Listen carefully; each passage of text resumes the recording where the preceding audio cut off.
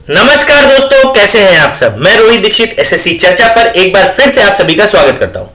तो चलिए शुरू करते हैं आज का अपना खेल। और ये आज का हमारा जो सेशन है बहुत इंपॉर्टेंट है। बहुत इंपॉर्टेंट इसलिए क्योंकि इसमें सीएचएसएल के वो सारे प्रश्न हैं जो पिछली परीक्षाओं में आए हैं और जो सीएचएसएल का एग्जाम चल रहा है उसमें भी पूछे जा रहे हैं। तो इन्हीं सब परीक्षाओं को देखते हुए हम आगे बढ़ते हैं और पहला प्रश्न देख रहे हैं कि क्या। चलिए पहले प्रश्न की ओर बढ़ते हैं। पहला प्रश्न क्या है हमारा, देखते हैं, सुनते हैं, सीखते हैं, समझते हैं और जानते हैं और इसको करने का प्रयास करते हैं। यदि एक संख्या को 4 से भाग देने पर 3 शेषफल बचता है तो उस संख्या के दोगुने को 4 से भाग देने पर शेषफल क्या होगा। सही है ये क्वेश्चन। कह रहा है if a number when divided by 4 leaves a remainder of 3, okay, then what will be the remainder when 2 time the same number is divided by 4। बहुत बढ़िया, बहुत बढ़िया, बहुत ही गजब। देखते हैं ऐसा है, जब हम क्वेश्चन करते हैं तो क्वेश्चन में क्या होता है कि मैं आपको बताऊं कि होता यह है कि जैसे जब हम भाग देते हैं, जब हम भाग देते हैं तो जिस संख्या से भाग देते हैं वो भाजक कहलाता है, जिस संख्या को भाग देते हैं वो भाज्य कहलाता है। हम नीचे की तरफ जो यहां पर बचता है वो शेष होता है और यहां पर भागफल होता है। यहां पर भागफल होता है। क्या होता है? भागफल। तो यहां पर भाजक को हम बोल सकते हैं डिवीजर। क्या बोल सकते हैं? डिवीजर। भाज्य मतलब होता है डिविडेंड। भाज्य मतलब डिविडेंड। भागफल का मतलब होता है कोशिएंट और शेषफल मतलब होता है रिमाइंडर। देखिए ऐसा है, किसी एक का पता लगाने के लिए अन्य 3 का पता होना जरूरी है। ठीक, मान लीजिए जैसे हमको भाजक निकालना है तो भाज्य का, भागफल का और शेषफल का पता होना जरूरी है। और अगर भाज्य निकालना है तो भागफल, शेषफल और भाजक का पता होना जरूरी है। ठीक, तो यहां पर कह रहा है एक संख्या को जब 4 से भाग दिया जाए, बहुत ध्यान समझिए, एक संख्या को जब 4 से भाग दिया जाए तो शेषफल 3 बचता है। तो वो संख्या क्या है पहले तो वो निकालें। अभी मैंने आपसे बताया कि किसी भी संख्या को निकालने के लिए अन्य 3 का पता होना जरूरी है। तो मैं आपको बताऊं, अगर भागफल न दिया हो तो ध्यान रखिएगा कि भाग हमेशा एक बार जाता है। कितनी बार जाता है? एक बार। कितनी बार? एक बार। तो भागफल 1 लिखेंगे। अब होता क्या है ये समझिए, मैं बताऊं। भाज्य बराबर होता है भाजक। क्या होता है? भाजक गुणे भागफल। भाजक गुणे भागफल यानी डिवीजर इनटू कोशिएंट। ठीक, और प्लस होता है शेषफल। क्या होता है? प्लस शेषफल। तो भाजक कितना है हमारा? भाजक है हमारा 4 और भागफल कितना है? 1 और शेषफल कितना है? 3। तो अगर देखें तो 4 बन जा 4 प्लस 3 तो ये आ गया 7, यानी भाज्य हमारा कितना आ गया? 7। ठीक, कह रहा है इसी संख्या के दुगने को, तो भैया 2 से गुणा कर दो, 14 हो गया।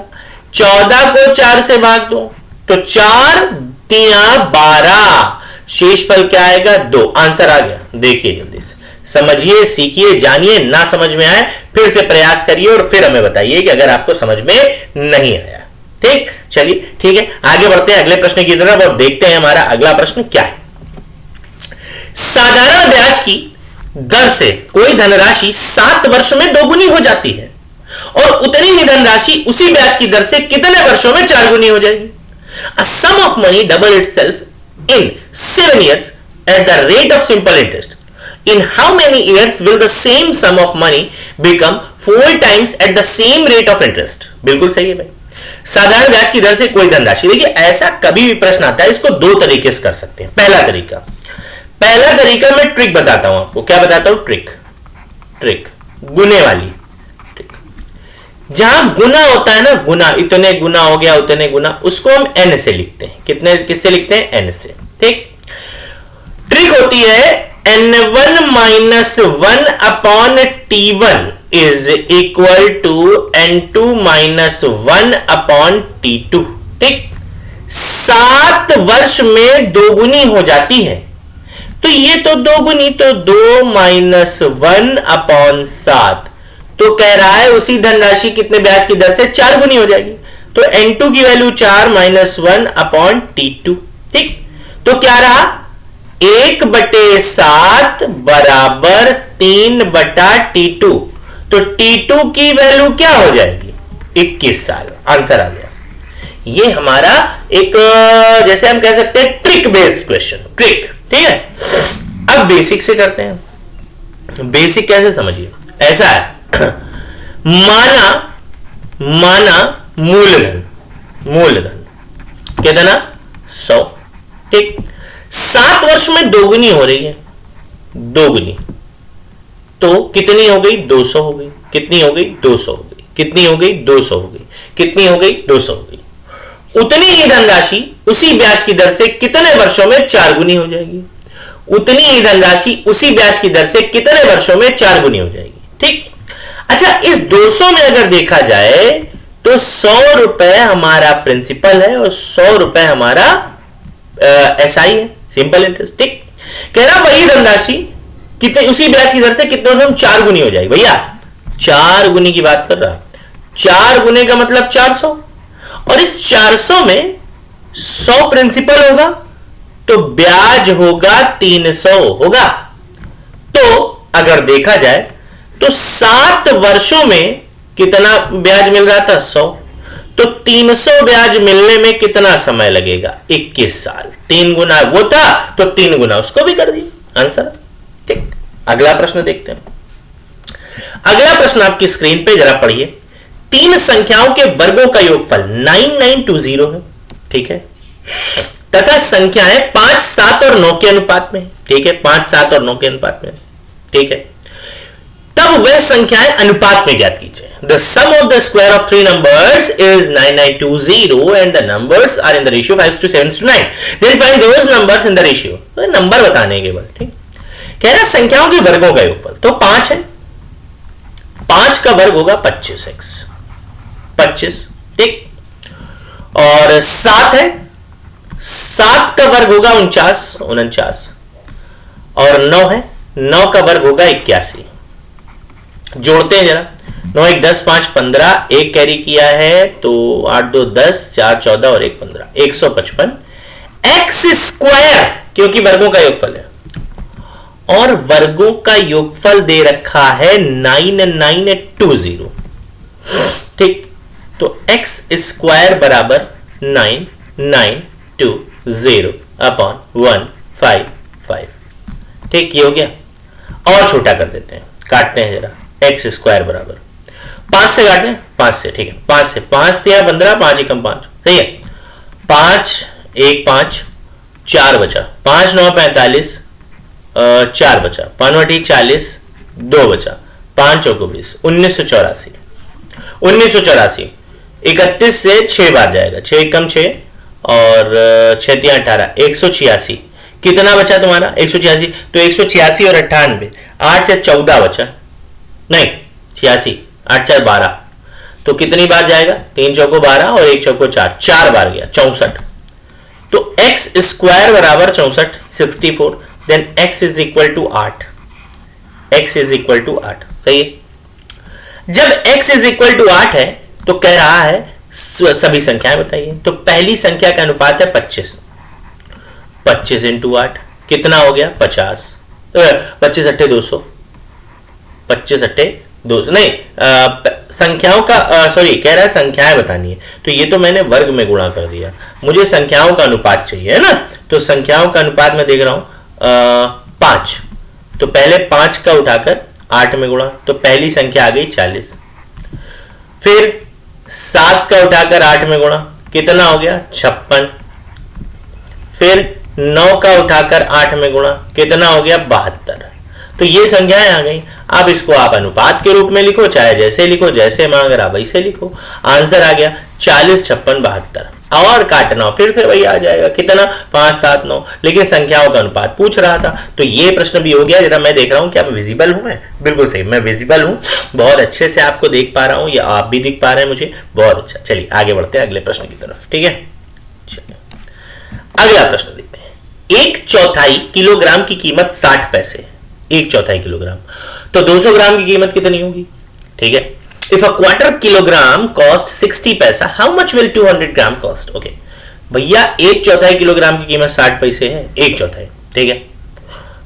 1/4 की बात करें तो 250 ग्राम, ठीक भाई। 1/4 किलोग्राम, 1 किलोग्राम में 1000 ग्राम, 1/4 मतलब 4, तो कितना हो गया 250 ग्राम, ठीक, कितना 250। तो अब हमको देखना है ये बात, क्या देखना है ये हम समझते हैं। कह रहा 1/4 किलोग्राम की कीमत कितनी है 60 पैसे, 250 ग्राम की कीमत है 60 पैसे, तो 1 ग्राम की कीमत क्या होगी 60 बटे 250, तो 200 ग्राम की कीमत क्या होगी 60 बटे 250 इंटू 200, 25 8 25 9, सही है। 25 8 25 9, ध्यान समझिए, 25 8 25 9, 25 10 25 10, ठीक, 25 से 10 बार गया, 0 से 0 कदम, 6 × 48, 48 पैसा आ रहा भैया, 48 पैसा, देख लो कितना आसानी से हो गया 48 पैसे, ठीक है। चलिए आगे बढ़ते हैं और देखते हैं हमारा अगला प्रश्न क्या है। बहुत छोटा प्रश्न था, अब आया प्रश्न बढ़िया सा, क्या है 100 संख्याओं का औसत 44 है, ठीक है। इन 100 संख्या तथा 4 नई संख्याओं को मिलाकर औसत 50 हो जाता है, तब 4 नई संख्याओं का औसत क्या होगा, ठीक है। The average of 100 numbers is 44, by adding these 100 number and 4 new number the average becomes 50, then what will be the average of 4 new number. सबसे पहले मैं देखूं क्या विजिबल हो रहा हूं मैं आपको, बिल्कुल सही, मैं विजिबल हो रहा हूं आपको, तो जल्दी से मैं करने का प्रयास कर रहा हूं इसको। और देखिए ऐसा है, कह रहा है आपसे कि 100 संख्याओं का औसत 44 है, एवरेज इज इक्वल टू होता है sum of number, sum of number upon total number, sum of number upon total number, ठीक। अच्छा अगर आपको सम निकालना है, सम तो होता है एवरेज इंटू टोटल नंबर, ठीक। सबसे पहले हम देख लें कितनी संख्या है हमारे पास। हमारे पास जो संख्याएं हैं वो हैं 100 और इनका औसत है 44, तो सम हो गया 4400, ठीक, सही है। सम कितना हो गया 4400। अब क्या बोल रहा है, अब ये बोल रहा है इन 100 संख्याओं तथा 4 और संख्याओं को मिला दो। तो भैया जब 4 संख्याएं और मिला देंगे तो 104 हो जाएगा, होगा 104, तो संख्याएं अब हो गई 104, तो औसत हो जाता है 50। कितना हो जा रहा है औसत, औसत भैया हो जाता है 50, तो गुणा करते हैं 0, 5 5 को 20, 5 कितना हो गया 5200, ये होगा। अब एक बात समझिए यहाँ पर, मेरी बात बहुत ध्यान समझिएगा, और मैं बार बार चेक कर रहा हूं क्या विजिबल हो रहा हूं कि नहीं, थोड़ा सा प्रॉब्लम है ना टेक्निकल, ठीक है। फिर भी मैंने आपको बताया कि 104 संख्याएं हैं और उनका योगफल 5200 है, ठीक। इसका मतलब जब 100 संख्याएं हैं तो योगफल क्या होगा 4400, 4400 0 0, तो कितना बचा 800। कितनी संख्याओं का 4 संख्याओं का योगफल 800 है। तो कह रहा औसत बताना है, फिर से वही बात, average is equal to sum of number upon total number 4, तो औसत कितना आ गया 200। आंसर आपके सामने हो गया, हो गया, देखिए हो गया, बड़ी आसानी से हमने कर लिया। चलिए कोई बात नहीं, अगला देखते हैं। ये प्रश्न हो चुका है, अगले प्रश्न की ओर बढ़ रहे हैं। एक स्कूल के 80 और 60 छात्र लगातार 2 वर्ष अंतिम परीक्षा में बैठे हैं, जिनमें से क्रमशः 60% और 80% पास हुए हैं, तब पास हुए छात्रों की औसत दर कितनी होगी। 80 and 60 students of a school appeared in the final examination for 2 consecutive years, out of which 60% and 80% passed respectively, then what will be the average pass rate of student? Okay, देखिए समझिए थोड़ा सा। ऐसा है, सबसे पहले हम देखते हैं करते पढ़ते पढ़ते एक स्कूल के, सबसे पहले ब्लू रेड इंक ले लेते हैं, ठीक है। एक स्कूल के 80 और 60 छात्र, पहले स्कूल के कितने छात्र हैं? 80, और कितने छात्र हैं? 60 छात्र, ठीक। 2 वर्ष अंतिम परीक्षा में बैठे, यानी पहला वर्ष दूसरा वर्ष, और 60 और 80% बच्चे पास हुए। तो कह रहा पास हुए छात्रों का औसत दर बतानी है, तो प्रतिशत होता है, ठीक है। तो पहले पास होने वाले बच्चे निकाल ले, तो 80 का 60% और 60 का 80%, दोनों से आएगा 48, 8 छंग 48, 8 छंग 48। तो टोटल बच्चे जो पास हुए हैं वो 96, और प्रतिशत बताना है तो नीचे हम क्या रखेंगे? टोटल, यानी 140 into 100, ठीक। ये गया 2 से काट दो भैया, 2 से 5 बार, और 2 से काट दो 7 बार, ठीक। 96 into 5, 5 जगह 30, 5 9 45, और 3 48 बटे 7, ठीक। 7 छंग 42, कितना बचेगा? 6, यानी 0, और 7 8 56, कितना बचा? 4, 68 सही 4 बटे 7%। ये हमारे प्रश्न का उत्तर है भैया, देख लो ठीक से। समझ गए? वेरी गुड, समझ गए होंगे सब लोग। चलो तो आगे बढ़ रहे हैं अगले प्रश्न की तरफ। किसी परीक्षा को देने के लिए 640 लड़के और 360 लड़कियां थी। लड़कों में 60% तथा लड़कियों में 80% परीक्षा में सफल रहे। तब फेल होने वाले परीक्षार्थियों का प्रतिशत बताइए। There were 640 boys and 360 girls to appear in examination. 60% of the boys and 80% of the girls were successful in the examination. Then find the percentage of the candidate who failed. Okay, देखते हैं। सबसे पहले हम ये देख लें लड़के कितने हैं। लड़के हैं 640 और लड़कियां कितनी हैं? लड़कियां हैं 360। 60% लड़के और 80% लड़कियां परीक्षा में सफल रही, तो हमें फेल निकालना है। तो फेल तो लड़के 40% हुए होंगे और लड़कियां 20%, तो हमें यही निकालना है 40% और 20%। तो 640 का 40%, तो ये हो जाएगा 256, 256, और लड़कियों का 20%, 36 दूनी 72, ये गया, कितना? 72। तो टोटल फेल होने वाले बच्चे कितने हो गए? 6 और 2 8, 7 5 12 की 2 80 लगाए, 2 और 1 3, 328। कह रहा है इनका परसेंट बताना है। भैया प्रतिशत हमेशा टोटल से बताते हैं, तो टोटल को नीचे रखें। तो टोटल को नीचे रखेंगे तो टोटल क्या है? 640 और 360 मिलकर बन रहे हैं 1000। कितना? 1000, और इंटू 100। 2 0 कैंसिल, 1 0 हटाओ, पॉइंट बढ़ाओ, आंसर आ गया 32.8%। लो ये भी हो गया। देखो कितनी आसानी से हम प्रश्न करे ले रहे हैं, कितनी आसानी। बस आप समझते रहिए इत्मीनान से, और देखिए और जानिए, और जानने के लिए मतलब आप अच्छे से समझिए इसको। बेसिक अपने अंदर धैर्य रखिए, अपने आप प्रश्न आ जाएगा, लेकिन धैर्य रखिए। या ऐसा मत सोचिए कि सर पढ़ा रहे हैं हमें नहीं आएगा, ऐसा नहीं। आप अपने अंदर धैर्य रखिए, बिल्कुल आएगा आपको, ठीक है। मैं पढ़ा रहा हूं तो थोड़ा सा देखिए उसको, ठीक है। चलिए देखिए, समझिए अगला प्रश्न देखते हैं। समान क्षमता के 2 बर्तनों में दूध और पानी का अनुपात 3:1 तथा दूसरे में 5:2 है। यदि इन्हें आपस में मिला दिया जाए तो मिश्रण में दूध और पानी का अनुपात क्या होगा? 2 vessels of equal capacity contain milk and water.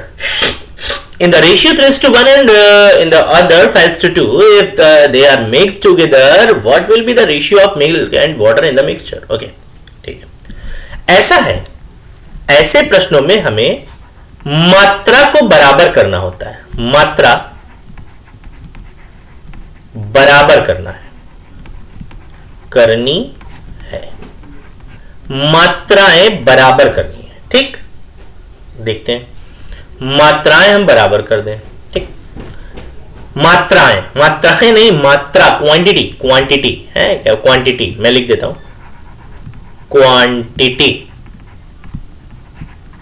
Equal करके मिल्क और वाटर, पहले वाले में तो रेशियो 3:1 का था और दूसरे वाले में 5:2 का रेशियो था। ठीक, तो इसको जोड़ने पे तो 4 आ रहा है और इसको जोड़ने पे 7 आ रहा है। ठीक, तो इक्वल कहां करेंगे, 4 और 7 के एलसीएम पे, तो 4 और 7 का एलसीएम 28 होता है, तो यहां 7 से गुणा और यहां 4 से गुणा। ठीक, देखते हैं भाई, मिल्क और वाटर, 7 या 21, कैसे, ये देखो 7 एकम 7 यानी वाटर हो गया 7, 7, 4 पंचे 20 यानी 20, 4 दूनी 8 यानी 8, 1 4, 8 7 15, 41:15 और यही हमारे प्रश्न का उत्तर है।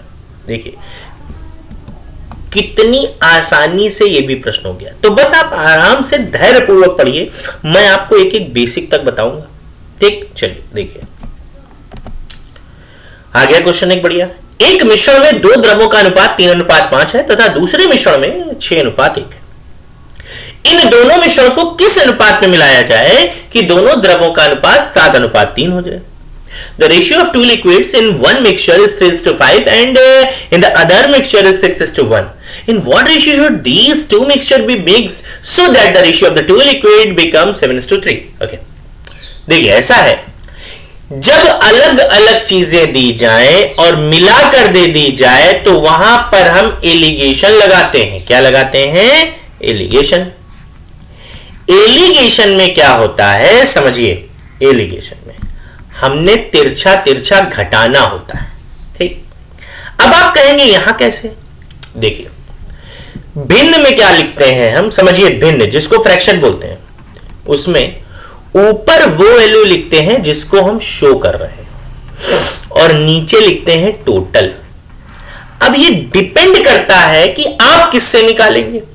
ठीक, जैसे समझिए मैं कह रहा हूं 2 द्रवों का अनुपात 3:5 और दूसरे में 6:1, मैं पहले वाले से निकाल रहा हूं, यानी ये ए ये बी। ठीक, ये ए और ये बी, ये ए बनाना है और ये बी, तो मैंने क्या किया, ए ले लिया।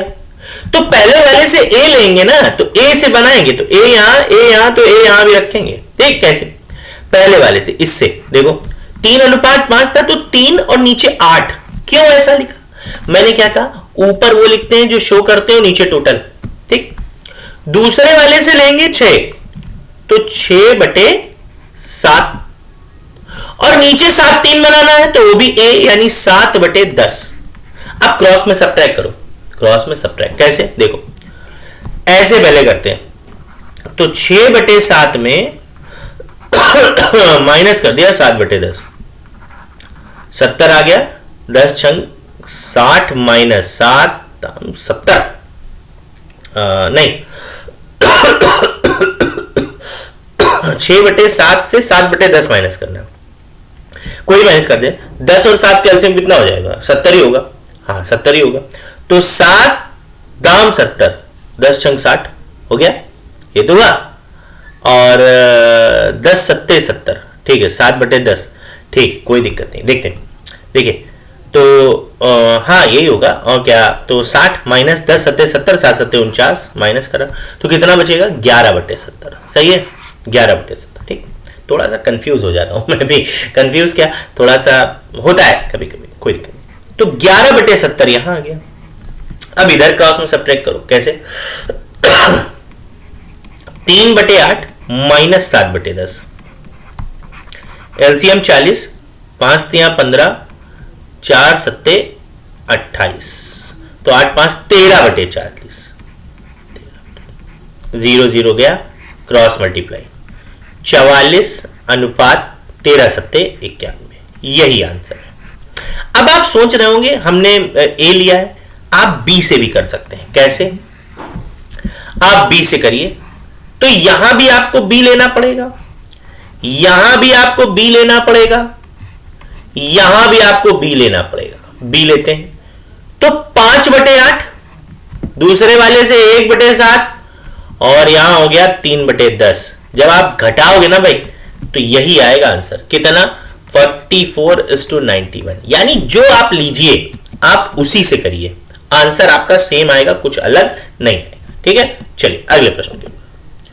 40 वस्तुओं का क्रय मूल्य यानी लागत मूल्य 25 वस्तुओं के विक्रय मूल्य के बराबर है, तो कह रहा है लाभ प्रतिशत बताइए। If the cost price of the 40 article is equal to the selling price of 25 article, then what is the profit percent. चलो बताते हैं। ऐसा है, आप चाहे प्रॉफिट परसेंट निकालिए या लॉस परसेंट। कैसे निकलना है? डिफरेंस, जिसको बोलते हैं अंतर, इंटू 100 और नीचे लिखते हैं सीपी।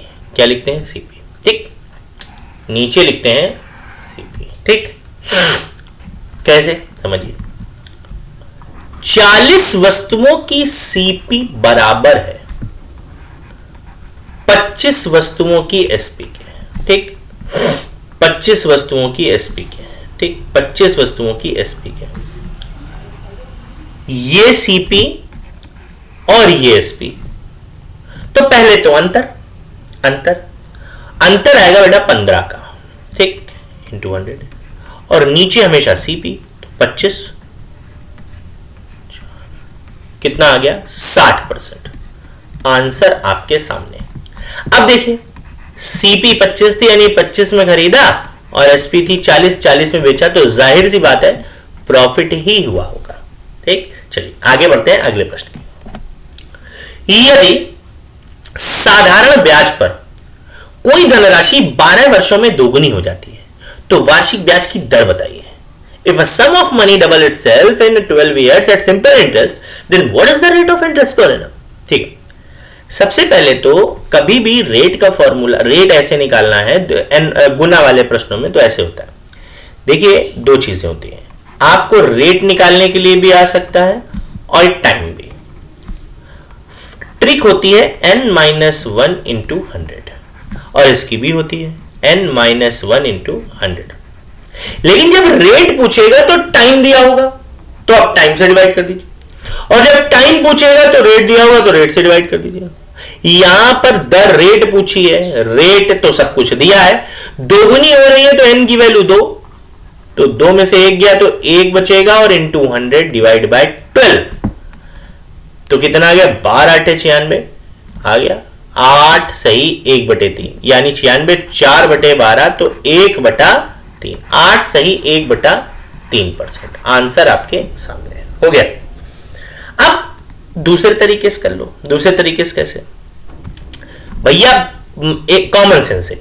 कैसे कॉमन सेंस? आप सोचो, दोगुनी हो रही है 12 वर्ष में, दोगुनी यानी 100 रुपया तो मिल रहा होगा, तो एक साल में कितना मिलेगा? 8 सही 1/3, तो 100 रुपए पर 8 सही 1/3 रुपया दे रहे हैं ब्याज, तो रेट कितनी हो गई? रेट भी तो यही हुई। चलो देखते हैं। किसी धनराशि की 5% वार्षिक ब्याज की दर से 2 वर्षों के साधारण ब्याज और चक्रवृद्धि ब्याज का अंतर 15 रुपए है, तब वह राशि बताइए। ठीक है, बहुत बढ़िया। तो कह रहा है कि the difference between the simple interest and the compound interest on a sum of money for 2 years at 5% per annum is ₹15, then find the amount। ठीक, ऐसा है, जब डिफरेंस वाला फॉर्मूला आता है तो ऐसे होता है। देखिए, केवल ओनली फॉर 2 years, 2 सालों के लिए, only for 2 years, only for ठीक, क्या होता है? P is equal to D into 100/R का होल स्क्वायर। तो हमें क्या करना है? P बताना है। P बराबर डिफरेंस दे रखा है 15 इंटू 100/R यानी 5 का स्क्वायर, यानी 15 इंटू 20 का स्क्वायर 400। आंसर आ गया 6000। कितना आ गया? 6000। कितना आ गया? 6000। बस, बहुत आसान तरीका, समझ गए आप लोग? तो बस आज के लिए यहीं तक रखते हैं, ठीक, आपसे अगली क्लास में मुलाकात करते हैं। इस सेशन को ध्यान रखिएगा, ठीक, हमारा सेशन, और बहुत अच्छे से पढ़ाई करिए, इसके नोट्स बनाइए, सेशन को लाइक करिए, सब्सक्राइब करिए, शेयर करिए, स्टेटस लगाइए, लोगों तक पहुंचाइए। ठीक, मिलते हैं आपसे अगले वीडियो में, तब तक के लिए थैंक यू, नमस्कार।